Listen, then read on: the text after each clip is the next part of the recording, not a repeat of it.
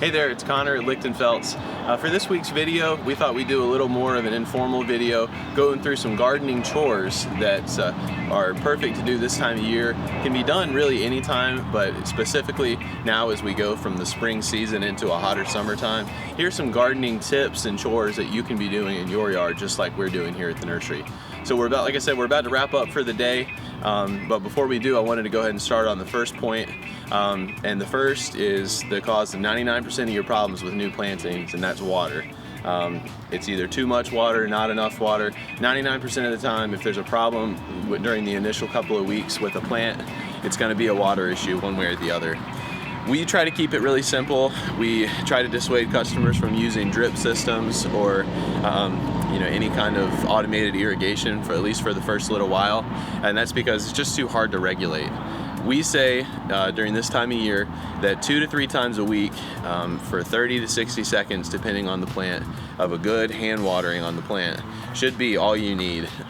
If you watched our planting video that we did several months back, you saw that we'd like to create a saucer around the plant to hold in the water so that the water can go into the plant and then drain out, so that we get in the water to the plant, but that it's not just sitting in water, it's allowed to drain out. Water, again, is just really the key to successful plant life. You can't have life without water, but you also, if there's too much of it, it can spell disaster for your plants.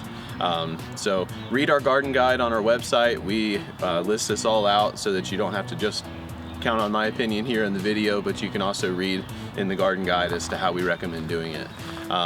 So yeah, water is tip number 1. Make sure that you're watering smart.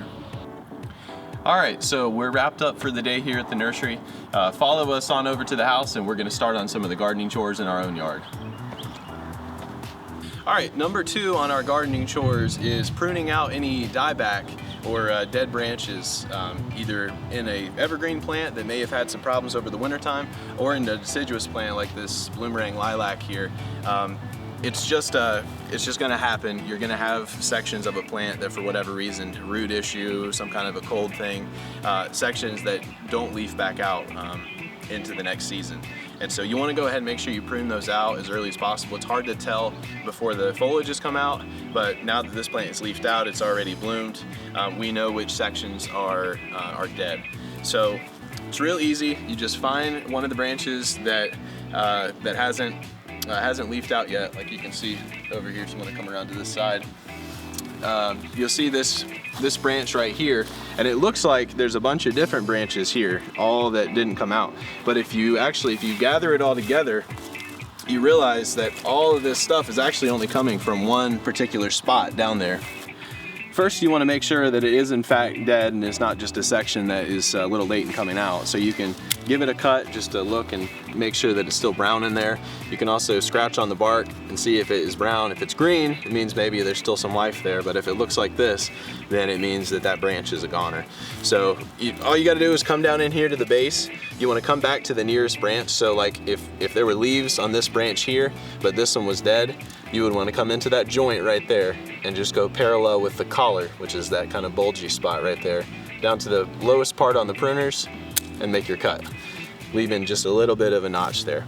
So since this is the whole branch here, we're going to come all the way down into the base. I'm going to give it a cut. And same thing on the guy next to it. And it's apart from just being an aesthetic, looks like we do have another one in there. Apart from just being an aesthetic, making it look aesthetically better, this is also gonna tell the plant not to focus, or it's not gonna allow the plant to focus its energy on any branches that aren't coming back. It's gonna divert all the rest of its energy towards the branches that are good, and I bet you we're gonna see some new growth on this within a week. So we're just gonna go through the last little bit. It looks like the rest of this is all good. There's one more in here it looks like can come out. And I think everything else on this guy is good. You do want to make sure that when there's a little bit of dieback at the top. You do want to make sure that when you're cutting on it, that it isn't, if you are going to be doing any pruning on some of the newer growth, you want to make sure that it is after the plant has bloomed. If it's something like this, it's going to be blooming on some of the old wood, and so if you started pruning on it now, you could be cutting off the flower buds for that season, and it's not going to harm the plant, but you're just not going to have any flowers for that season. So cutting out dieback is one thing you can do this time of year. This was one example of it. There's lots of other examples. Japanese maples, you see a lot of that. Any of the deciduous plants like the hydrangeas, we've already gone through our hydrangeas, or else I'd show you one of those. But all of those plants are ones that you will see some of this with. But by cutting it all out and getting it out, the plant is going to cover back over that spot, and it'll look even better into the next season. So that's point number 2. All right, number 3 is an easy one, but some people don't know how to do it right. So we're gonna show you the correct way to do it. With roses, daylilies, even reblooming irises, they need to be deadheaded in order for the bloom production to continue throughout the season. So you can see with this rose, especially with the amount of rain that we've had, this guy has bloomed a ton, looking beautiful, but a lot of the rain has beaten up the petals and you've got some old spent blooms here. So 2 different ways you can do it. I prefer to just use my hands to do it. You can come in here to some of these spent blooms. You can see there was a flower and now there's not.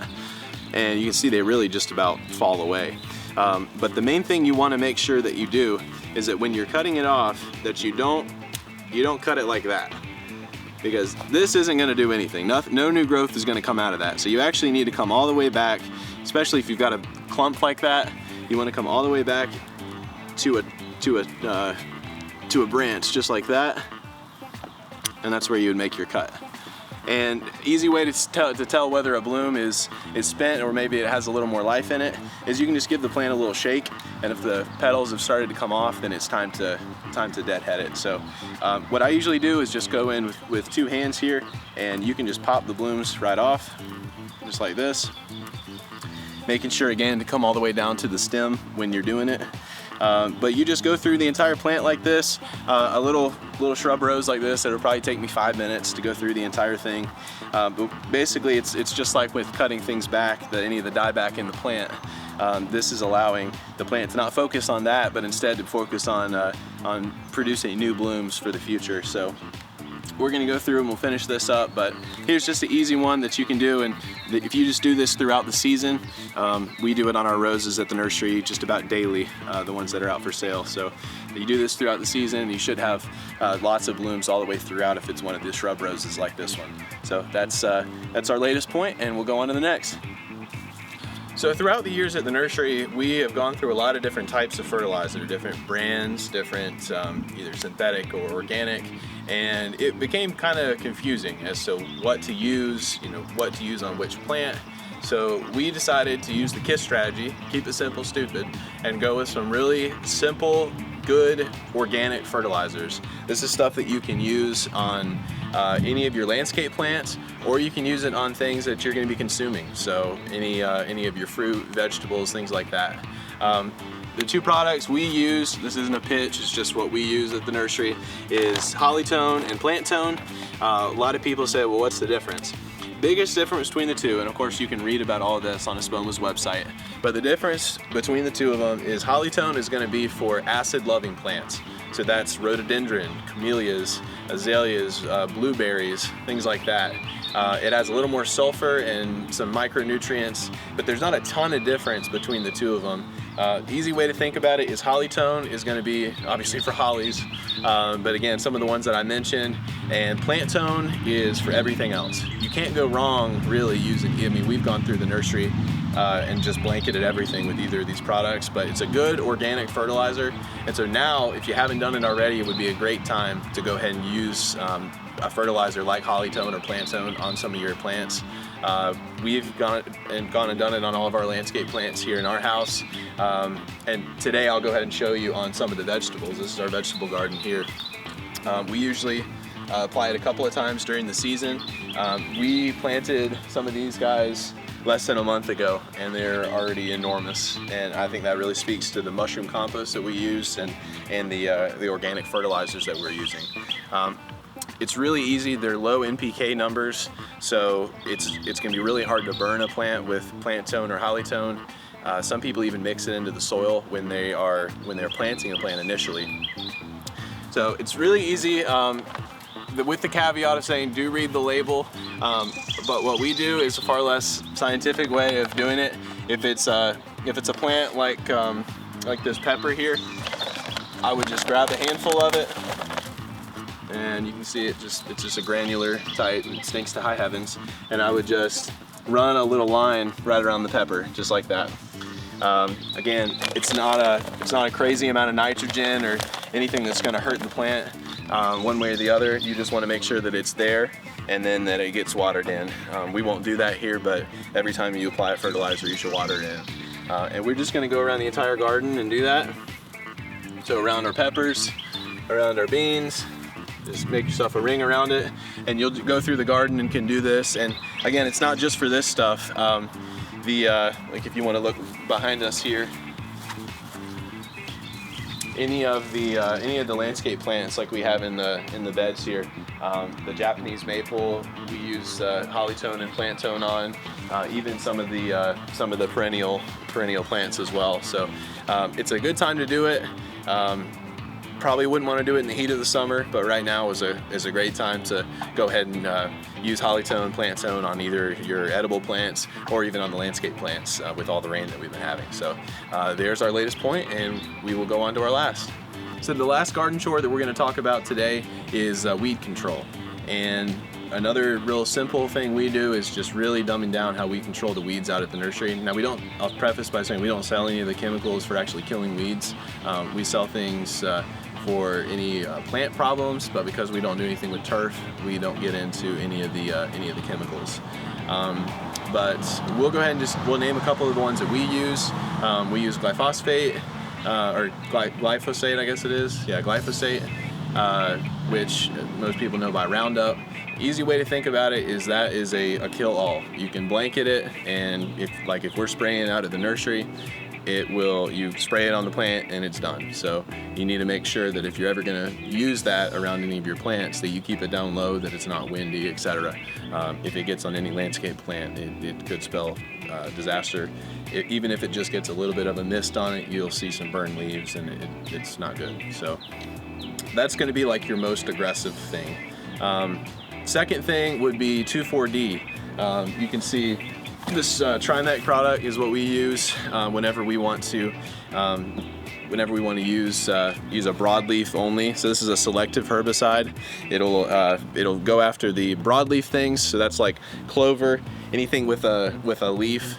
Like for example, if you had an ornamental grass, like Adagio Bane grass or something like that, and you had clover growing in it, and you didn't want to go in there and pull out all the clover, you can actually use this because it'll only go after the broadleaf plant like the clover, but it'll leave your ornamental grass alone. So that's probably this next step down from the kill-all like the glyphosate. What we prefer to do in our own garden beds is just good old-fashioned hand pulling of weeds. You want to make sure that when you're hand pulling weeds that you do pull out the roots when you do it. You don't just pull the tops off, or else you're going to have another weed there in the next week probably. One last point that I'll make about the Roundup and all the other chemicals is that if you do have a backpack, like our backpack sprayers that we use out at the nursery, make sure that you have two separate ones for your herbicide, like your Roundup and your 2,4-D and that kind of stuff, and your fungicides, insecticides, etc. Because in my opinion, no matter how much soap you run through that thing, you're still spraying a plant that maybe has an insect problem. You're still spraying it with a Roundup sprayer, and that just doesn't seem like a good idea to us. So we keep two separate types of sprayers out at the nursery. So anyway, it's just our last point, just to kind of clear up, make it simple. Just 3 easy ways to control weeds in your yard. But that will conclude our 5 garden chores for this time of year. Again, most of this stuff can be done at any time, but we just thought this would be a good time to tell you kind of what we're doing in our own yards as the folks out at the nursery, and also some of the things that we're doing out at the nursery to keep things looking pretty, looking organized, and weed control, cutting things back, fertilizing. all of that stuff that you're going to be doing in your yard, we're doing on a daily basis out at the nursery to make sure that the plants that you buy are healthy and look great, not only in the nursery, but also when you take it home. So we appreciate you watching. We appreciate your support, and we hope we see you out at the nursery soon. Thanks.